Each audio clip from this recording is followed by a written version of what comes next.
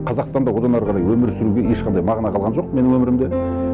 Жуырда енді шетелге көшемін деп шештім. Muhammed Mevlen Yelge karayip etteşe Şekaradan ötpeşe Avrupa'ya gitpeşe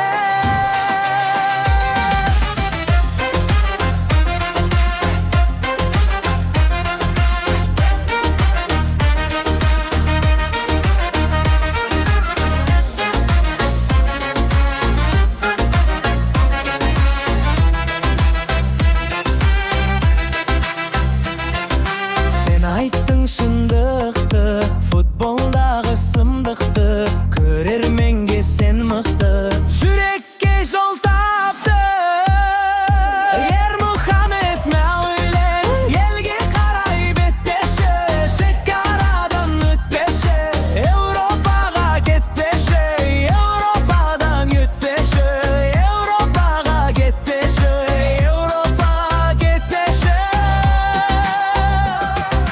Komentator böleksin, sözge şeşen yerekşen, sen elіңе керексің.